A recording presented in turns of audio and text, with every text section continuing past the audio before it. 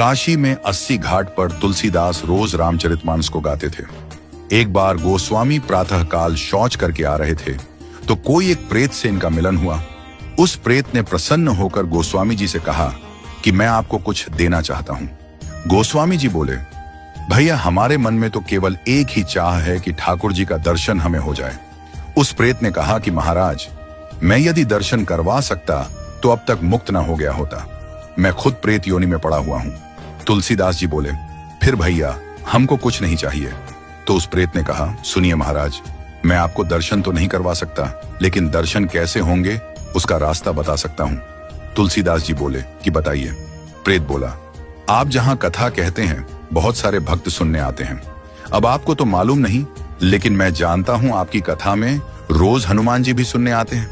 सबसे पीछे कंबल ओढ़कर एक दीनहीन कोढ़ी स्वरूप में जो व्यक्ति बैठता है और जहां लोग चप्पल उतारते हैं वहीं बैठते हैं। उनके पैर पकड़ लेना वह हनुमान जी ही हैं। गोस्वामी जी बड़े खुश हुए। आज जब कथा हुई तो गोस्वामी जी की नजर उसी व्यक्ति पर थी और जैसे ही वह आया और बैठा तो गोस्वामी जी दौड़ पड़े और जाकर चरणों में गिर गए। गोस्वामी जी बोले, महाराज आप सबसे छुप सकते हो, मुझसे नहीं। अब आपके चरण तब तक नहीं छोड़ूंगा जब तक राम से नहीं मिलवाओगे। ये कहा तो हनुमान जी दिव्य स्वरूप में प्रकट हो गए। तुलसीदास जी बोले, कृपा करके राम से मिलवा दो, अब और कोई अभिलाषा नहीं है। हनुमान जी बोले कि आपको राम जी जरूर मिलेंगे, लेकिन आपको चित्रकूट चलना होगा।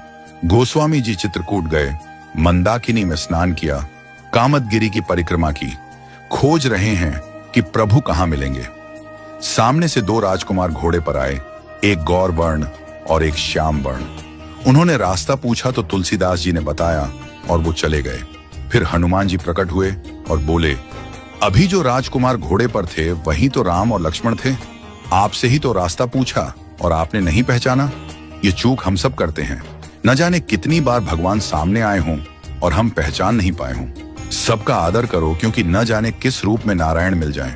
गोस्वामी जी बोले, हनुमान जी आज बहुत बड़ी गलती हो गई, कृपा करवाइए फिर मिलन हो। हनुमान जी बोले, धैर्य रखो, फिर मिलेंगे। गोस्वामी जी मंदाकिनी के तट पर स्नान कर चंदन घिसते हुए श्री राम जय जय राम गा रहे थे। ठाकुर जी बालक रूप में आए और बोले, बाबा चंदन बहुत प्यारा घिसा है, थोड़ा मुझे लगा दो। गोस्वामी जी ने दिया।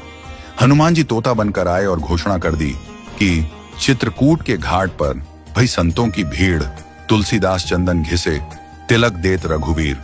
तुलसीदास जी के कानों में यह वाणी पड़ी तो चरणों में गिर पड़े। ठाकुर जी बोले, अब नहीं छोड़ूंगा। प्रभु दिव्य रूप में प्रकट हुए और अंतर्ध्यान हो गए। वह झलक हृदय में बस गई। फिर कोई अभिलाषा न रही। परम शांति और आनंद मिल गया। राम की शरण में आराम है, राम राम कर ले। इस प्रकार तुलसीदास जी का राम से मिलन हनुमान जी ने करवाया।